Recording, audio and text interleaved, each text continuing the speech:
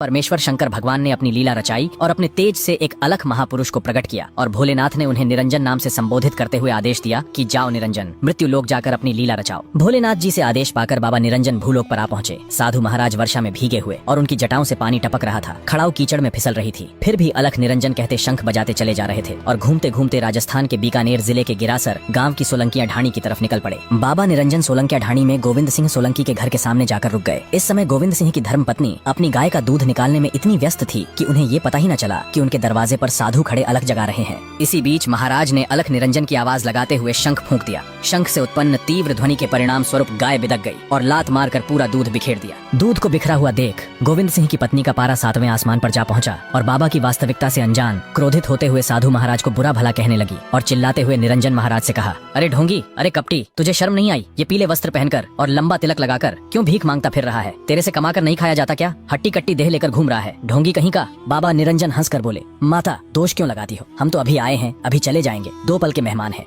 तभी गोविंद सिंह की पत्नी क्रोधित होकर बोली, चल चल आगे का रास्ता नाप। बाबा निरंजन मुस्कुराते हुए वहां से चल पड़े। इसी दौरान दूर झोपड़ी के पास बैठे गोविंद सिंह जी के पिता श्री न्यादर सिंह जी की नजर बाबा पर पड़ी। अपने घर से साधु महाराज को खाली हाथ वापस लौटते देख उन्होंने सोचा, जरूर घर की औरतों ने कुछ कह दिया होगा, इसीलिए नाराज होकर जा रहे हैं। साफ मन के गोविंद सिंह जी और उनके पिता न्यादर सिंह जी को जल्दबाजी में कुछ समझ न आया और हड़बड़ी में एक कलश में जल लेकर उनके पीछे दौड़ पड़े और विनती करने लगे कि घर की औरतों द्वारा बोले गए कटु वचनों के लिए क्षमा करें, वे अबोध अज्ञान है। मगर साधु महाराज बिना कुछ सुने मुस्कुराते हुए आगे बढ़े चले जा रहे थे। तब श्री न्यादर सिंह जी ने बाबा निरंजन से कहा, अच्छा ठीक है महाराज, मेरे द्वारा लाया गया थोड़ा जल ही ग्रहण कर लीजिए। जब बाबा निरंजन ने शीतल जल ग्रहण किया तो उनको थोड़ी ठंडक पहुंची। उन्होंने कहा, जाओ, तुम्हें क्षमा किया। तब गोविंद सिंह जी ने बाबा से निवेदन किया कि ऐसे नहीं, अगर आपने सच में हमें माफ कर दिया है तो कृपया हमारे घर पधारें और हमें आपकी सेवा करने का सौभाग्य प्रदान करें। इस पर बाबा निरंजन हंसने लगे और मुस्कुराते हुए गोविंद सिंह जी के साथ उनके घर की तरफ चल दिए। जिसके बाद बाबा निरंजन ने गोविंद सिंह जी को एक नाड़ी खोदने और एक नियम का पेड़ लगाने का आदेश दिया। आज्ञानुसार उन्होंने ऐसा ही किया। तत्पश्चात बाबा निरंजन ने वहाँ 12 महीने खड़े होकर तपस्या की। इसी दौरान गोविंद सिंह और उनकी धर्म पत्नी दोनों सच्चे मन से बाबा की सेवा में लगे रहे। एक दिन बाबा निरंजन ने खुश होकर गोविंद सिंह जी से कहा, मैं तुम्हारे इस सेवा भाव से अत्यंत प्रसन्न हूँ, मांगो तुम्हें क्या चाहिए, यदि आज राजपाट भी मांगोगे तो मिलेगा। तब आंखों में अश्रु धारा भरते हुए गोविंद सिंह जी रो पड़े और बोले, महाराज, अन्न धन के भंडार भरे पड़े हैं, धन संपत्ति की मेरे पास कोई कमी नहीं है। यदि आप कुछ देना ही चाहते हैं तो मेरे घर कोई संतान नहीं है, तो कृपया मुझे एक संतान सुख का आशीर्वाद प्रदान करें। बाबा निरंजन ने तुरंत धुने से भभूति उठाई और गोविंद सिंह के समक्ष करते हुए बोले कि तुम्हें एक नहीं अपितु 4 संतान प्राप्त होंगी, 3 पुत्र और 1 पुत्री, मगर बदले में तुम्हें मुझे एक वचन देना होगा। तुम्हारे घर में सबसे पहले जो पुत्र जन्म लेगा उसे मेरी शरण में सौंपना होगा, उसे मेरा शिष्य बनाना पड़ेगा। वक्त आने पर अपने वचन से मुकर तो नहीं जाओगे? बोलो, क्या तुम्हें मंजूर है? गोविंद सिंह जी ने कहा, जी महाराज, मुझे मंजूर है। यह एक राजपूत का वचन है, जो कह दिया सो पत्थर की लकीर समझो। तब बाबा निरंजन ने तथास्तु कहते हुए भभूति गोविंद सिंह जी को सौंप दी और वहाँ से प्रस्थान लेते हुए बाबा निरंजन काली नाड़ी के जंगल में आ पहुँचे और इसी जंगल में एक स्थान पर अखंड तपस्या में लीन हो गए। समय का पहिया निरंतर घूमता रहा और ठीक 9 महीने बाद आखिरकार वो शुभ घड़ी आई, जिसका गोविंद सिंह जी और उनकी धर्म पत्नी सहित संपूर्ण परिवार को बेसब्री से इंतजार था। उनके घर आंगन में खुशियों की किलकारियां गूंज उठीं। बाबा निरंजन द्वारा दी गई भभूति से जन्म होने के परिणाम स्वरूप बालक का नाम भभूता सिद्ध रखा गया। भभूता सिद्ध जी के जन्मोत्सव पर पूरे गांव में आनंदमयी और खुशियों का माहौल छाया हुआ था। लेकिन ये खुशियां कब उनका दामन छोड़ देंगी, कोई नहीं जानता था। पुत्र मोह में खोए गोविंद सिंह जी शायद अभी तक अपना दिया वचन भूले नहीं थे। भभूता सिद्ध जी के जन्म के उपरांत कालांतर में दूसरे बालक का जन्म हुआ, जिसका नाम शेर सिंह रखा गया। तीसरे बालक का नाम नाहर सिंह रखा गया और फिर कुछ समय उपरांत चौथी कन्या का जन्म हुआ, जिसका नाम सिंगरो रखा गया। भभूता सिद्ध जी के जन्म को 2 वर्ष बीते, 5 वर्ष बीते और 10 वर्ष भी बीत गए। इसी दौरान कई बार बाबा निरंजन गोविंद सिंह की ढाणी पर पधारे और उन्हें उनके द्वारा दिए गए वचन की याद दिलाई। किंतु पुत्र मोह में खोए गोविंद सिंह जी हर बार कोई न कोई बहाना बनाकर टाल देते। कभी बोलते कि भभूता अभी बहुत छोटा है, उसे अभी के लिए माँ का लाड़ प्यार मिलने दीजिए, तो कभी कहते अभी भभूता नादान है, उसे थोड़ी समझ पकड़ने दीजिए। शायद ये बाबा निरंजन द्वारा रची गई माया का ही परिणाम था जो उनको ऐसा करने से रोक रहा था। नहीं तो इतिहास गवाह है कि एक राजपूत शीश देकर भी अपना वचन पूरा जरूर करता है। बाबा का उद्देश्य तो कुछ और ही था। इसी दौरान भभूता सिद्ध जी महाराज ने अपने बाल्यकाल में कई बार लीलाएं रचाई। इसी प्रकार 17 वर्ष बीत जाने के बाद भी जब गोविंद सिंह जी ने अपना दिया वचन पूरा नहीं किया तो एक दिन क्रोध में लाल नेत्र लिए बाबा निरंजन एक बार फिर से गोविंद सिंह जी के द्वार पर पधारे और गोविंद सिंह जी को फटकार लगाते हुए कहा, तुम अपने द्वारा दिए गए वचन पर अडिग क्यों नहीं हो? तुम अपना वचन पूरा करने से पीछे हट रहे हो। हम अगर देना जानते हैं तो लेना भी जानते हैं। तुमने अगर अपना वचन पूरा नहीं किया तो हम अपनी शक्ति से इसे अपने पास बुला लेंगे, बाद में तुम्हें बहुत पछतावा होगा, तब हमें दोष मत देना।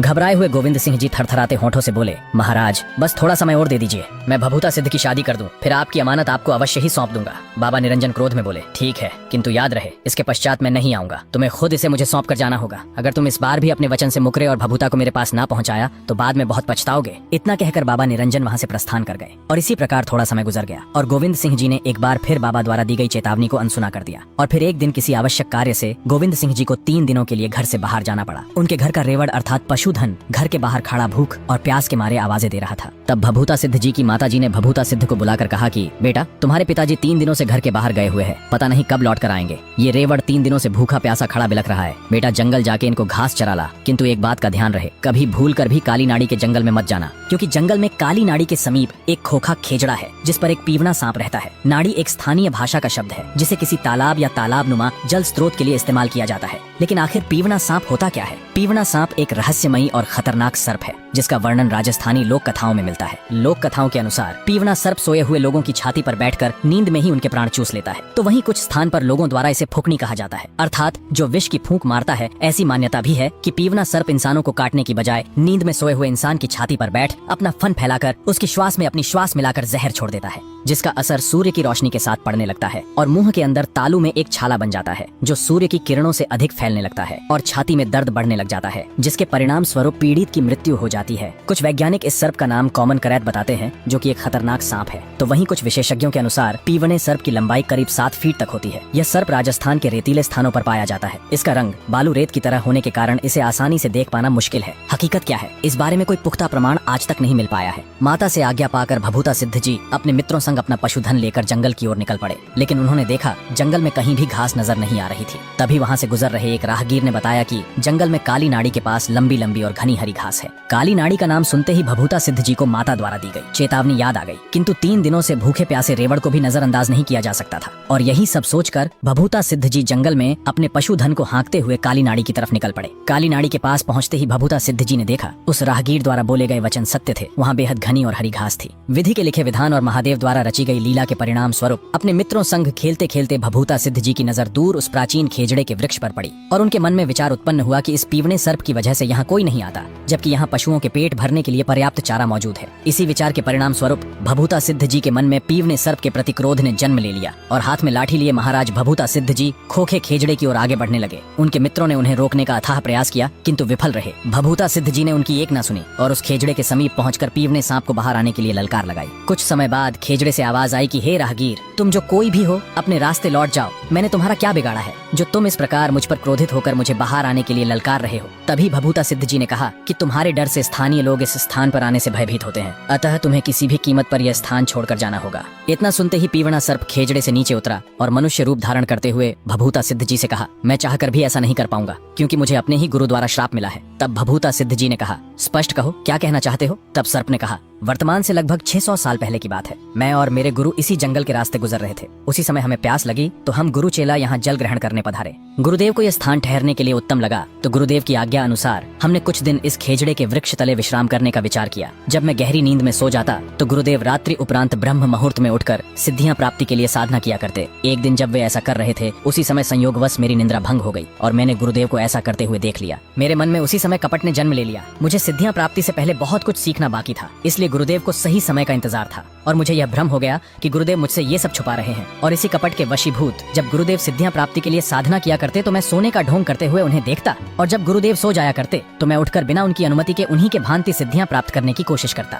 एक दिन मैं ऐसा कर ही रहा था कि अचानक गुरुदेव की नींद टूट गई और गुरुदेव तुरंत उठ खड़े हुए। मेरे द्वारा अपने ही गुरु के साथ किया जा रहा ऐसा कपट देख उनके नेत्रों में अग्नि ज्वाला प्रज्वलित हो उठी और क्रोध में अपना कमंडल उठाकर अपनी हथेली में जल भरते हुए बोले, कपटी दुष्ट, तुझे अपने गुरु के साथ कपट करते हुए तनिक भी लज्जा नहीं आई? जा, तुझे मैं इस नीच कपट के लिए श्राप देता हूँ। आज से तू पीवना सांप बनकर इसी वृक्ष पर पड़ा रहेगा। इतना कहते हुए गुरुदेव ने हथेली में भरे जल की मुझ पर फटकार लगाई और देखते ही देखते मैं एक सर्प में बदल गया। मुझे अपने किए पर बहुत पछतावा हुआ और मैं गुरुदेव के चरण कमलों में पड़कर गिड़गिड़ाते हुए दया की भीख मांगने लगा कि गुरुदेव रहम करें, मैं अनंत काल तक ऐसे ही भटकता रहूंगा, मेरी मुक्ति का कोई तो उपाय सुझाए। जब गुरुदेव का क्रोध थोड़ा शांत हुआ तब उन्होंने कहा, ठीक है, अगर कोई व्यक्ति स्वेच्छा से तुम्हें अपने प्राण हरने देगा तो तुम हमेशा हमेशा के लिए इस श्राप से मुक्त हो जाओगे। उसके बाद से आज तक यही मेरा निवास स्थान है, अतः लौट जाओ भभूता, तुम्हारी माता घर पर तुम्हारी राह देख रही है। इतना सुनते ही भभूता सिद्ध जी मुस्कुराने लगे और पीवने सर्प से कहा, शायद भगवान शंकर ने मेरी नियति में यही लिखा है। मेरा यहाँ आकर आपसे मिलना महज एक संयोग तो नहीं, मैं आपकी मुक्ति के लिए स्वेच्छा से अपने प्राण देने के लिए तैयार हूँ। तब पीवने सर्प ने कहा, तुम्हें मरने से भय नहीं लगता भभूता? घर पर तुम्हारी माता तुम्हारी राह देख रही है। तब भभूता सिद्ध जी मुस्कुराते हुए बोले कि नागराज, एक दिन तो वैसे भी सबको मरना ही है। अगर मैं आज मोक्ष को प्राप्त हो जाऊं और मेरी मोक्ष प्राप्ति से किसी का उद्धार भी हो सके तो भला इससे उत्तम और क्या होगा।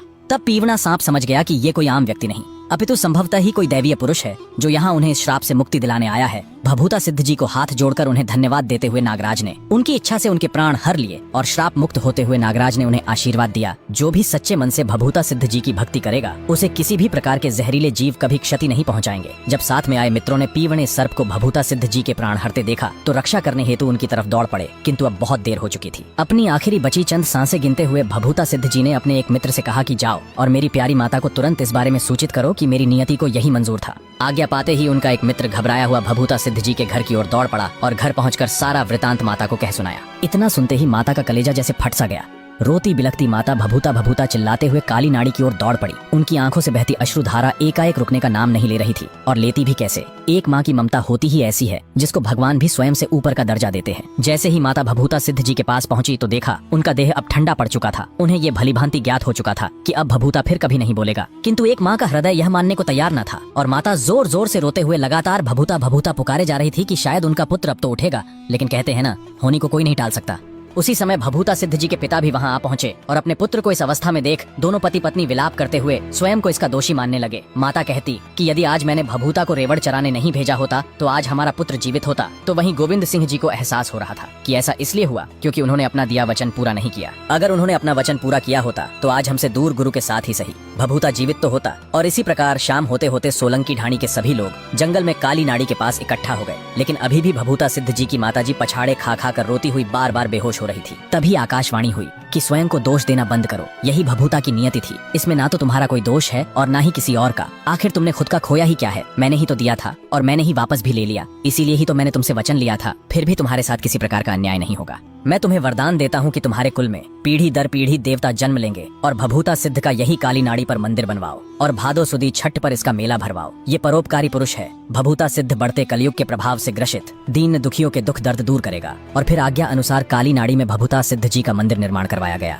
जहाँ आज भी हर साल भादो सुदी छठ का मेला भरता है। भभूता सिद्ध जी भक्त है, उनकी वहाँ पर फेरी लगती है और ऐसी मान्यता भी है कि जब तक कोई भक्त फेरी नहीं लगा देता तब तक उसकी भक्ति अधूरी रहती है। पसंद आए तो एक लाइक करके